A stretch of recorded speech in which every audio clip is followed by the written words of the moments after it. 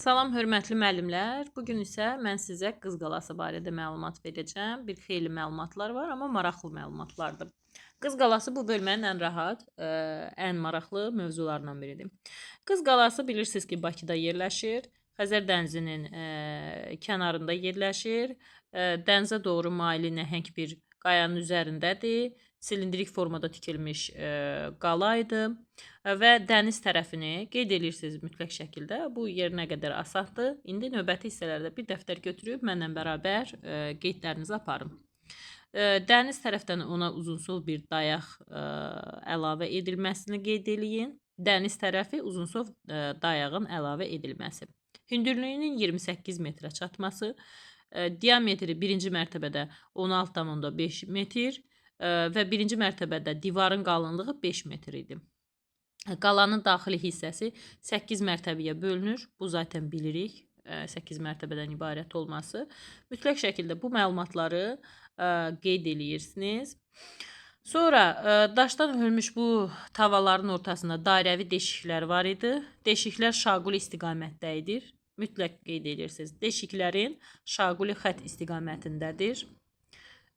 Daşdan yonulmuş, deməli, hörülmüş bu tavanların ortalarında dairəvi deşiklər var və deşiklər şaquli xətt istiqamətindədir. Mütləq şəkildə bunu qeyd edirsiniz ki.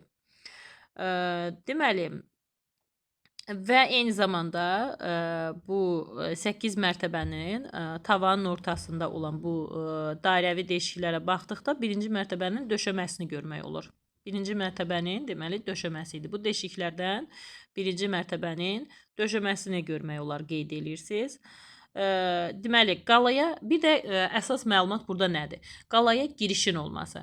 Qalaya yeganə girişin qərb tərəfdən olmasını qeyd edirsiniz. Qalaya yeganə giriş yolu qərb tərəfdədir.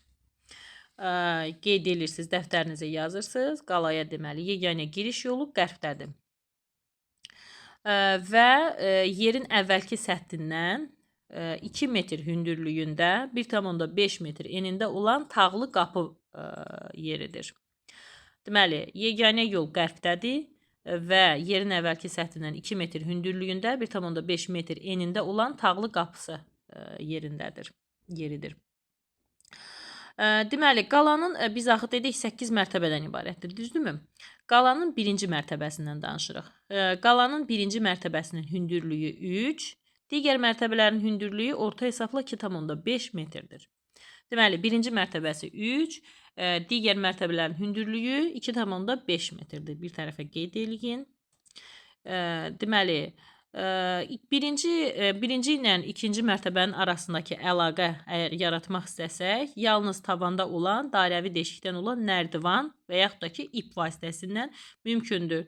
Deməli, birinci ilə ikinci mərtəbədə əlaqə əgər yaratmaq istəyiriksə, yalnız tavanda olan dairəvi deşikdən nərdivan və yaxud da ki, ip vasitəsindən əlaqə yarada bilərik. Bunu qeyd edirsiniz. Deməli, qalada ümumiyyətcə qapı, qalanın qapısı keçmişdə bir neçə qatdan ibarət olmuşdu. Və uzunluğu qala divarının eninə qədər olan qapı yerinin tağlı tavanında qalmış tikinti qalıqları bunu sübut eləyə bilər. Bunu qeyd edirsiniz. Və ümumiyyətcə, nərdivan vasitəsilə biz bayaq dedik ki, qapıya qalxmalıyıq. Giriş yolu üzərində olan qapılardan keçməli, birinci mərtəbəyə çatmalıyıq burada. Ümumiyyətcə, Qız Qalası həqiqətən də çox maraqlı məlumatlar var. Buna nə qədər belə deyim, çətindir və s. bu kimi yanaşsaz təbii ki, öyrənə bilməyəcəksiniz. Amma maraqla yanaşsaz doğrudan da çox maraqlıdır. Yəni, yaşadığımız ölkədə böyük bir qaladır. Dünyanın, demək olar ki, UNESCO Ümumdünya İrsi siyahısına salınmış qalalardan biridir. Və bunun haqqında məlumat toplamaq mənə elə gəlir ki, bizə maraqsız olmamalıdır. Deməli, qalada bir də mazğallar var. Mazğal yadınızdadırsa 4-cü sinif kitablarında var idi. O, atışma üçün yerlər qoyulurdu mazğalda. Mazğal ümumiyyətcə özü, yəni budur funksiyası. Qalada deməli, yadda saxlayırıq. Cənub və cənub-şərq tərəflərində dənizə nəzarəti altında saxlamaq üçün mazğallar düzəldilib. Deməli, mazğallar deməli cənub və cənub-şərq tərəfdə idi. Cənub və cənub-şərqdə mazğallar var, qeyd eləyirsiniz. Mazğal da əgər bilmirsinizsə mənasını, atışma üçün yerlərdir. Bunu qeyd eləyirsiniz. Həm də qalıya bu mazğalların xidməti təkcə atışma deyil, həm də qalıya təmiz havanın da daxil olmasına xidmət eləyir bu mazğalın funksiyası. Deməli, qeyd eləyin, cənub və cənub-şərq tərəflərində mazğallar var ki, bu təmiz havanın daxil olması və qalıya nəzarət məqsədindən tikilibdir. Deməli, ümumiyyətcə 1963-62-ci ildə 1-ci mərtəbənin döşəməsində arxeoloji qazıntı işləri aparılıb və 5 metrliyə qədər davam eləyən ümumiyyətcə etdirilmişdi həmin bu qazıntı işləri. Və ümumiyyətcə həmin bu qazıntının nəticəsində də məlum olmuşdu ki, abidənin bünövrəsi dəniz tərəfindən enişli olan nəhəng bir qayanın üzərində tikilibdir. Deməli, 62-63-də mütləq qeyd eləyin, 62-63-də qala üzərində bir neçə arxeoloji qazıntı aparılıb və 5 metr dərinliyə qədər enmişdi bu arxeoloji qazıntı və abidənin bünövrəsi dəniz tərəfindən enişli olan nəhəng bir qayanın üzərində tikilməsindən bağlı bir məlumat əldə olunmuşdu. Və ümumiyyətcə qeyd eləyirsiniz nəyi? Abidəyə dəniz tərəfdən bitişik olan enişin qarşısında qalaya əsas dayaq rolunu oynamışdı. Və 64-cü ildə yenidən bir tədqiqat, yenidən işlər aparılmışdı və 11 metr hündürlüyünə qədər tam içəriyə doğru bir belə deyim eniş olunmuşdu. Deməli, 62-63-də bir tədqiqat aparıldı. Bu 62-63-də 5 metr olub tədqiqatın dərinliyi. Amma 1964-cü ildə yenidən bir tədqiqat aparıldı. Yenidən bu tədqiqatın nəticəsində 14 metr hündürlüyündə tam içəriyə doğru uzanan bir ağac tirlərinin olduğunu müəyyən etmişdilər. Və ümumiyyətcə bu ağacın isə nə məqsədlə istifadə olunması isə məlum deyildi. Deməli, bir daha deyirəm, qeyd edirsiniz 62-63-də bir tədqiqat aparılıb, 64-də bir, 62-63-də 5 metr dərinliyinə qədər olub, 64-cü ildə artıq 14 metr hündürlüyünə qədər deməli gedib çıxıb və orada bir dənə 14 metr hündürlüyündə bir ağacın olduğu müəyyənləşib. Və qeyd edirsiniz ki, həmin ağacın da hansı məqsədlə olması bilinmirdi. Bunu qeyd edirsiniz. Deməli, qalanın ümumiyyətcə divarının eni bünövrəsi hissəsindən 5 metrdir qeyd edirsiniz. Yuxarı hissəsi təqribən 4,5 metr hündürlüyünə qədər gəlib çatır. Yaxşı olar ki, bu metrləri və s. biraz çətindir, düzdür, başa düşürəm, biraz şeydir, amma çox maraqlıdır. Sonra qalanın içərisində yadda saxlayırsınız, Qız qalasının tikilişinin quruluşunda onun içərisində qayadan ovulub düzəldilmiş bir su quyusunun olduğunu qeyd edirsiniz. Deməli, qayanın içərisində su quyusunu qeyd edirsiniz. Su quyusunun diametri 0,7 metr olan bu quyu qalanın cənub-şərq divarının içərisindədir. Deməli, quyunu qeyd edirsiniz. Qalada, Qız qalasının içərisində deməli quyu var. Bu quyu da cənub-şərq divarının içərisindədir. Diametri də 0,7 qeyd edirsiniz. Ümumiyyətcə su quyusunun qazıntı işləri aparılmışdı və bu belə deyək də 12-ci əsrdən başlayaraq artıq istifadə olunduğunu göstərirdi bu quyunun. Bilirsiniz də, ümumiyyətcə bir neçə mənbələrdə əslində qalanda Qız qalasının çox adam deyir ki 12-ci əsrdə tikilib, çox adam deyir 11-ci əsrdədir. Bəzi tarixi mənbələrdə 11-ci əsrə məlumdur, amma bu deməli quyuda 12-ci əsrə başlayaraq istifadə olunduğunu göstərmişdi bu quyunun. Ümumiyyətcə dəniz suyu ilə bir də quyunun heç bir əlaqəsi olmadığını, yəni ki, fikirləşərsiniz ki, misal üçün Qız qalası dənizin yanındadır və s. amma dəniz suyu ilə də bu quyunun heç bir əlaqəsi olmadığı müəyyənləşmişdi. Və quyunu bu su quyusunun içərisində olan suyu analiz eləmişlər və içməyə yararlı olduğu müəyyənləşmişdi bu su quyusunun.